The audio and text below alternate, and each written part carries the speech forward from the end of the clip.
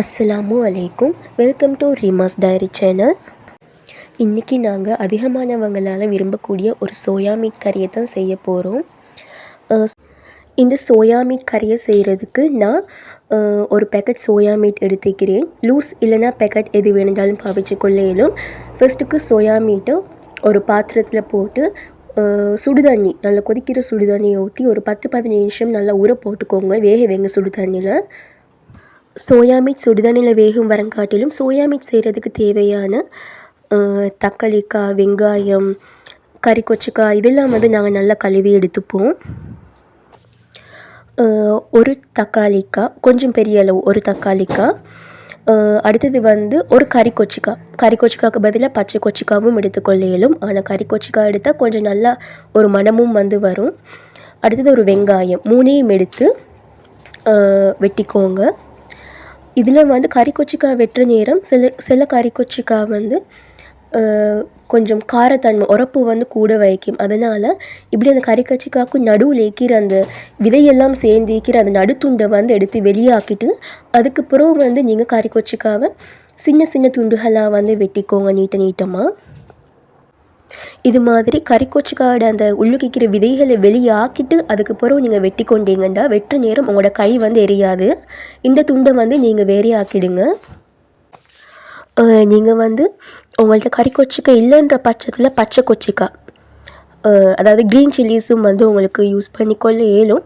ஆனால் நீங்கள் green chillies use பண்ணுறதை விட இந்த கறி கொச்சிக்காய் யூஸ் பண்ணுறதுனால கறிக்கு இந்த சோயா மீட் கறிக்கு கொஞ்சம் எக்ஸ்ட்ராவாக ஒரு நல்ல ஃப்ளேவர் கிடைக்கும், ஒரு நல்ல ஸ்மெல்லும் கிடைக்கும்.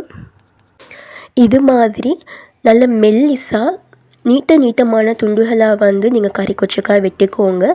மெல்லிசாக வெட்டுற நேரமும் கறி கொச்சிக்காயோட காரம் குறை வைக்கும். வழக்கமாக வெட்டுறதை விட நாங்கள் மெல்லிசாக வெட்டுற நேரம் கறி கொச்சிக்காயோட காரம் அது குறை வைக்கும்.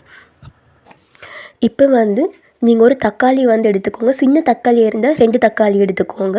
கொஞ்சம் பெரிய தக்காளியாக இருந்தால் ஒரு முழு தக்காளி எடுத்துக்கோங்க. தக்காளி பொதுவாக எந்த கறிக்கு போட்டாலுமே ஒரு நல்ல டேஸ்ட் கிடைக்கும். நாங்கள் தாளிக்கிற நேரம் தக்காளி போட்டால் ஒரு நல்ல டேஸ்ட் இருக்கும். ஸோ நீங்கள் ஒரு முழு தக்காளிக்காய் எடுத்து இப்படி சின்ன சின்ன துண்டுகளாக பாக்ஸாக வெட்டி எடுத்துக்கோங்க. நீங்கள் தக்காளி சேர்த்துக்கொள்வதன் மூலமாக உங்களோட சோயா மீட் கறிக்கு இந்த தக்காளி கொஞ்சம் எக்ஸ்ட்ராவான ஒரு புளிப்பு தன்மையை தரும். அப்போ கறி இன்னும் கொஞ்சம் நல்லா இருக்கும். இது மாதிரி சின்ன சின்ன துண்டுகளாக தக்காளி பாக்ஸாக சின்ன சின்ன துண்டுகளாக வெட்டி கொள்கிற நேரம் தக்காளி வதங்குற நேரம் அதோடய ஃப்ளேவர் டக்குன்னு கறியில் நல்லாவே உள்ளே இறங்கும். அதனால சின்ன சின்ன துண்டுகளாக வெட்டிக்கோங்க. அடுத்ததாக வெங்காயம், ஒரு முழு வெங்காயம் எடுத்துக்கோங்க. நீங்கள் வெங்காயம் கட் பண்ணுற நேரம் அதை பாதியாக கட் பண்ணிவிட்டு நடுவில் இருக்கிற இது மாதிரி இந்த காம்பு துண்டை நீங்கள் நீக்கிடுங்க. இல்லாட்டி இதை நீக்காமல் நீங்கள் வெட்டி கொண்டீங்கன்னா வெங்காயம் தனித்தனியாக பிரிஞ்சு வராது. இப்படி வெங்காயத்தை நீங்கள் நல்லா மெல்லிசா அரிஞ்சு எடுத்துக்கோங்க. நீங்கள் தாளிக்கிறதுக்கு நீங்கள் வெங்காயம் கட் பண்ணுறீங்க, இல்லைன்னா சரி வதக்கிறதுக்கு அந்த மாதிரி வெங்காயம் கட் பண்ணுறீங்க அப்படின்னா நல்ல மெல்லிசாவே வெங்காயத்தை வெட்டிக்கோங்க. அதே நேரம் நாங்கள் மெல்லிசா வெட்டிக்கொண்டால் நாங்கள் தாளிக்கிற நேரமோ இல்லை நான் வதக்கி கொள்கிற நேரமோ வெங்காயம் டக்குன்னு வதங்கிடும்.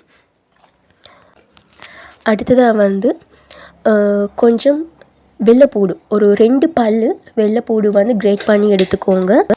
இப்போ நீங்கள் சோயா மீட்டுக்கு தேவையானதெல்லாம் கட் பண்ணி முடிகிற நேரம் நீங்கள் ஊற போட்டு வச்சுருந்த சோயா மீட்டு சுடுதண்ணியில் நல்லா ஊறிக்கும். பாருங்கள், இந்த சோயா மீட் சுடுதண்ணியில் நல்லா ஊறிக்குது. நாங்கள் ஒரு 10-15 நிமிஷம் சுடுதண்ணியில் இந்த சோயா மீட்டை ஊற போடுற நேரமே, நல்லா கொதிக்கிற சுடுதண்ணியில் சோயா மீட்டை ஊற போடுற நேரமே அந்த 10-15 நிமிஷத்துலேயே சோயா மீட் அந்த சுடுதண்ணியில் ஒரு அரைவாசி மாதிரி வெந்து தான் இருக்கும். அதனால் இப்போ நீங்கள் ஊற போட்டு வச்ச சோயா மீட்டை அந்த தண்ணியை நல்லா புளிஞ்சு எடுத்துக்கோங்க. புளிஞ்சு வேறையாக்கி எடுத்துக்கோங்க. இது மாதிரி நல்லா இறுக்கமாக புளிஞ்சு எடுத்துக்கோங்க. இறுக்கமாக புளிஞ்சு சோயாவில் இருக்கிற அந்த எக்ஸ்ட்ரா வைக்கிற தண்ணியெல்லாம் வெளியாகிற வரங்காட்டிலும் நல்லா இறுக்கமாக புளிஞ்சு இது மாதிரி வேறையாக எடுத்துக்கோங்க. சோயா மீட் வந்து பார்த்திங்கன்னா இந்த சோயா சங்க்ஸ் வந்து ஸ்ரீலங்காவை பொறுத்த வரங்காட்டிலுமே அதிகமானவங்களால் விரும்பி உண்ணப்படுற ஒரு உணவுன்னு சொல்லலாம். நீங்கள் சோயா மீட் பேக்கெட் வாங்குகிற நேரம் சோயா மீட் பேக்கெட்டுக்கு உள்ள சில்வர் கலரில் எக்ஸ்ட்ராவாக இன்னும் 2 பேக்கெட் வந்திருக்கும். அந்த 2 பேக்கெட் என்னென்னு சொன்னால் ஒன்றில் வந்து இப்படி மசாலா இருக்கும், இன்னொரு பேக்கெட்டில் வந்து சில்லி சோஸ் வந்து இருக்கும். இப்போ நான் புளிஞ்சு எடுத்துக்கொண்ட இந்த சோயாவுக்கு வந்து சோயா பேக்கெட்லேயே வந்து மசாலா பவுடரும் கொஞ்சம் சில்லி பவுடரும் கொஞ்சம் உப்பும் போட்டு நான் வந்து இது நல்லா பெரட்டி கொண்டேன். இந்த சோயாவை மசாலாவோடு நல்லா பெரட்டி கொண்டதுக்கு அப்புறம் ஒரு பேனை வந்து ஹீட் பண்ணி கொஞ்சம் ஆயில் வந்து போட்டுக்கோங்க. ஆயில் சூடானதுமே அதில் வந்து கொஞ்சமாக கடுகு சேர்த்திக்கோங்க. கடுகு வந்து பொரிஞ்சு வந்ததும் அதில் நீங்கள் வெட்டி வச்சிருந்த அந்த முழு வெங்காயத்தையுமே வந்து சேர்த்துக்கோங்க.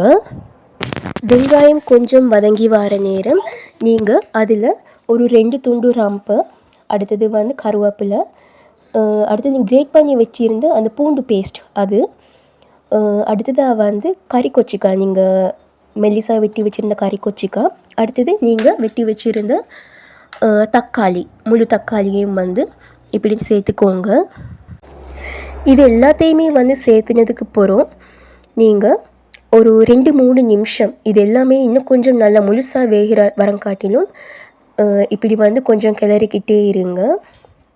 அப்போ தான் இந்த கறி கொச்சிக்காய் தக்காளி எல்லாம் நல்லா வெந்து இது ஃப்ளேவர் வந்து நல்லா உள்ளுக்கு வந்து இறங்கும். இப்படி கறி கொச்சிக்காய் கொஞ்சம் வதங்கி வர நேரமே ஒரு நல்ல ஸ்மெல் ஒன்று வந்து வரும். இப்போ கொஞ்சமாக உங்களோட தேவைக்கு ஏற்ற அளவு உப்பு வந்து சேர்த்துக்கோங்க. நீங்கள் உப்பு சேர்த்துனதுக்கு பிறகு வந்து கொஞ்சம் கிளறி விட்டுக்கோங்க. அப்போ தான் உப்பு வந்து எல்லா இடத்துலையுமே வந்து சமமாக போகும். உப்பு சேர்த்தாலே நீங்கள் உப்பு போட்ட உடனே வந்து கொஞ்சம் நேரத்துலேயே வந்து வெங்காயம் வந்து டக்குன்னு வதங்கிடும். இப்போ இது கொஞ்சம் வதங்கி வந்துட்டு இப்போ நான் பெரட்டி வச்சுருந்த சோயா மீட் துண்டுகளை வந்து இதில் சேர்த்துக்கொள்கிறேன். இப்போ நீங்கள் சோயா மீட் துண்டுகளை சேர்த்துனதுக்கு அப்புறம் சோயா மீட்டை நீங்கள் பெரட்டி வச்சுருந்த அந்த மசாலா இன்னும் மிஞ்சி இருக்கும் இல்லையா, அதுக்கு கொஞ்சமாக தண்ணி சேர்த்து அதை கொஞ்சம் அலசிட்டு அதை கொஞ்சமாக தண்ணி சேர்த்து நீங்கள் வந்து சோயா மீட் கறிக்கு பேனுக்கு வந்து கொஞ்சமாக ஊற்றிக்கோங்க. இந்த மசாலா கழுவின தண்ணியை வந்து நீங்கள் 1/2 கப் இல்லைன்னா 1/4 கப் மாதிரி ஊற்றி கொண்டாலும் போதும்.